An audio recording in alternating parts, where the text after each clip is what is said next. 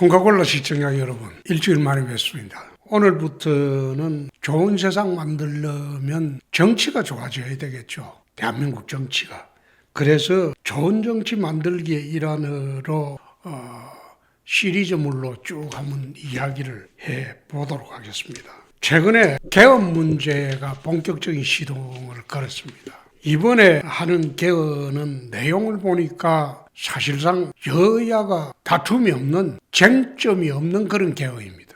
헌법 전문 개정하는데 5.18 정신과 부마 항쟁 정신을 넣자. 그거는 여야가 다 공약을 한 그런 내용입니다. 그리고 개헌의 요건을 강화하자. 그것도 이번 윤석열 계엄 사태로 보면서 여야가 다 반대할 필요가 없는 내용입니다. 그리고 국토 균형 발전을 위해서 지방을 갖다가 한번 살려보자. 그 내용도 사실상 여야가 다툼이 없는 그런 부분입니다. 그런데 왜 개헌이 안 되겠습니까? 그 개헌에 동의를 해주면 그거 가지고 다시 2차 개헌에 나서면서 민주당이 독재국가로 가려고 한다. 그런 의심 때문에 이야기하는 것 같기도 하고, 그렇지 않고 무조건 반대를 함으로써 지방선거에 하나의 쟁점을 만들려고 하는 그런 의도인 것 같기도 하고, 그래서 그 내용의 개헌은 참 내용상으로는 문제가 안 됩니다. 문재인 정권 때 개헌하려고 했던 거는 사회주의 개헌이었고, 그때는 제가 당대표를 하면서 개헌 반대를 하니까 아예 정부에서 국회로 이송조차 못했죠. 그래서 그때하고는 좀 다른 개헌인데, 개헌이 지금 성사가 안 되는 것은 여야가 서로 무조건 반대하기, 그것만이 살 길이다. 그런 정책 때문에, 그런 정치 때문에 그런 것 같습니다. 이번에 개헌에 시동을 걸었으니까 지방선거가 끝나면 개헌을 하지 않을 수 없는 그런 상황에 와 있습니다. 그래서 이번 개헌을 하면서 지방제도도 어떻게 바꾸고 중앙제도도 어떻게 바꾸고 나라의 틀을 어떻게 다시 짜야 하는지, 그것을 오늘부터 말씀을 좀 드리도록 하겠습니다. 지방선거가 한 달도 못 남았죠. 그래서 오늘은 첫째로 지방개혁부터 말씀을 좀 드리겠습니다. 지금 대한민국의 팔도 체제가 된 지가 한 100년가량 됩니다. 근데 이번에 개헌을 하면 이 100년 된 잘못된 팔도 체제를, 시대가 바뀌었기 때문에 이 개편을 해야 될 거예요.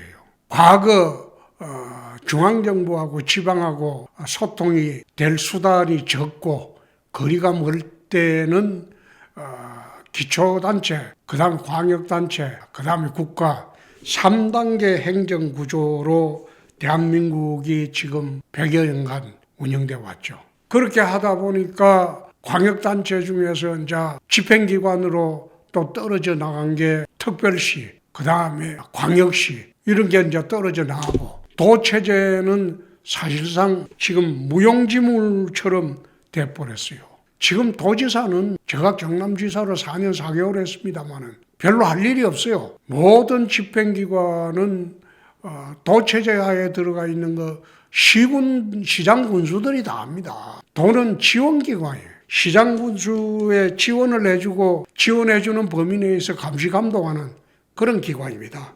그래서 저는 정치 시작하고 얼마 되지 않아서부터 이 도체제를 없애자. 전국을 한 40개 자치단체로 통폐합하고 도 없애고 40개 통폐합하고, 그래서 지방자치단체, 국가, 이렇게 3단계가 아닌 기초 광역 국가가 아니고 지방자치단체 국가 2단계 체제로 만들어야 할 때가 아닌가.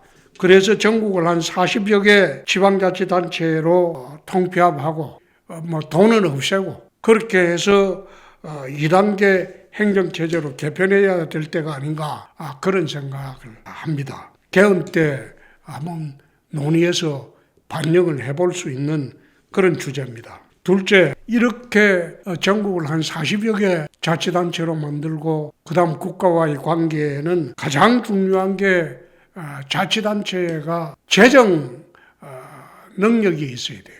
지금 국세와 지방세 구조는 7대 3인데 최소한 6대 4로 개편을 해줘야지 자치단체가 재정 능력이 있어가지고 명실공히 지방자치단체를 운영을 할 수 있습니다. 이렇게 되면 기초광역이 지금 사실상 통합이 돼버리거든요.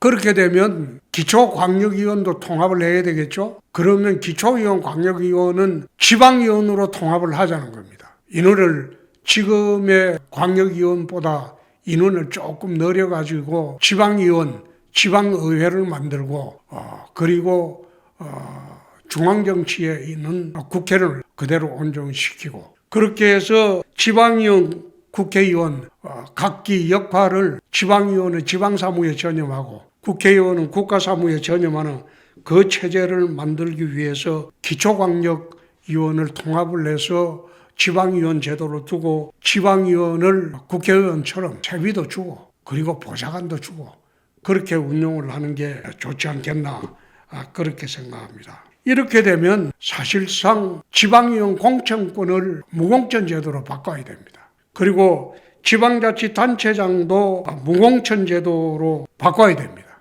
그렇게 하지 않고 국가사무를 주로 보는 국회의원한테 지방위원, 지방자치단체장이 예속돼 버리는 현재의 구조로는 그러면 지방자치단체가 제대로 역할을 하기 어렵죠. 지방자치단체장이나 지방위원들이 국회의원한테 공천권에 매달려 가지고 얽매여서 하는 지방자치단체 그건 잘못된 겁니다. 그래서 지방자치단체장이나 지방위원은 무공천 제도로 하고 또 이 경우에 또 이런 경우가 있습니다. 만약 정당 공천제로 한다면 일본처럼 좀 다르게 할 필요도 있어요. 한 정당의 공천만 받는 게 아니라 다른 정당의 공천도 받아가지고 여러 당의 공천을 받아가지고 출마하는 경우도 있을 수 있습니다. 그렇게 되면 정당의 극한 대립이 없어지겠죠. 다섯 번째, 중앙과 지방을 지배곡종 관계에서 협력관계로 이제 바꿔야 할 때입니다. 여태 우리가 지방자치제